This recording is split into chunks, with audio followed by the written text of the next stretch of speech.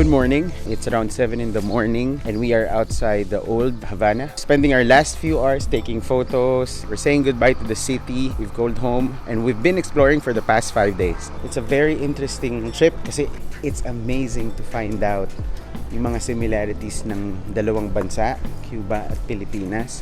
Just to see that we have had a lot in common as far as our journey as a country goes. Parehas tayong na-colonize ng Spain and we both gained independence from Spain. 1898 ang una nilang independence. And tayo din, di ba? 1898 yung una nating independence. Words are similar. Yung old city nila, hawig na hawig ang Intramuros. Mas malaki lang yung kanila. Ganun din yung mga tao. How lahat sila sumasideline, lahat sila nag-hustle. Kahit sa poverty in a sense, very similar sa bansa natin sa Pilipinas.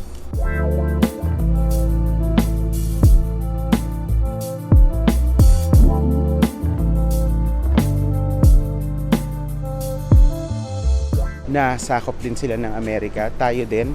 Ganun din yung nangyari right after Spain. We were colonized by the US. US interest flourished sa parehas na bansa. But together with the similarities, meron din tayong stark differences. Malaki din ang pagkakaiba ng Cuba sa Pilipinas at for that matter, the rest of the places na na-visit namin before.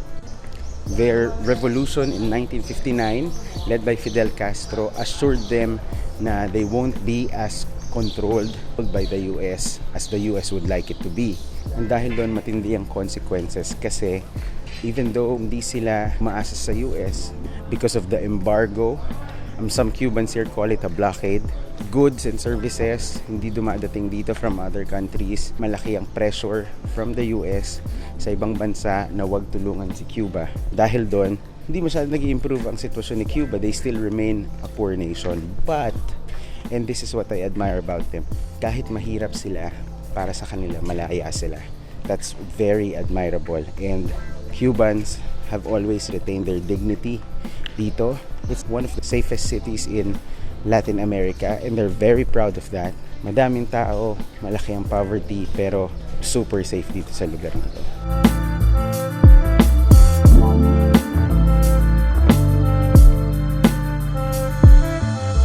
And another thing that I appreciate in this city is the grit of this city, the rawness of this city. Alam mo yung when you go to different countries, they will always have a special area for tourists. And that area is usually mas maganda kaysa sa rest ng city.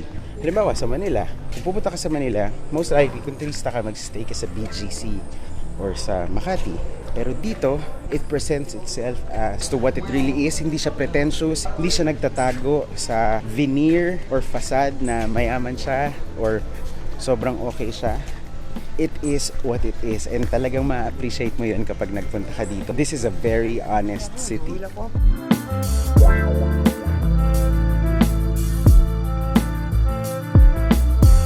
Another thing na we need to watch out for is the change that's happening in Cuba. Cuba is changing. Now private establishments are allowed to flourish. So marami dito yung mga bahay nila kino-convert nila into restaurants, into souvenir shops, into apartments. And now the government is allowing that. Before gusto nila state-owned lahat. So now you've got this boom of entrepreneurs infusing new blood mainly sa tourism industry. At least yun yung nakita namin. So it is changing and it's gonna be interesting kung anong mangyayari sa kanya in the next 5 years. It's gonna be way different than what it is now. US aggression notwithstanding. Having said that, we will miss the city dearly. It's really a study of culture, a study of history, a study of things that are really different from what we already know. So it's an eye-opener of sorts for us.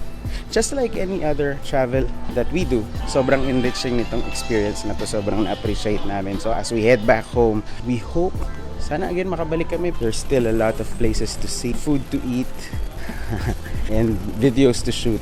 Maraming salamat sa panonood. After this, pupunta kami ng Moscow where we will stop for 8 hours.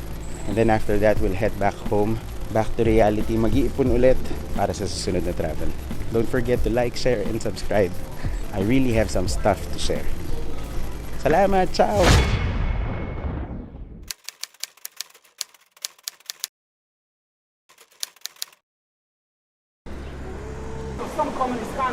So, andito na kami sa Bosnia.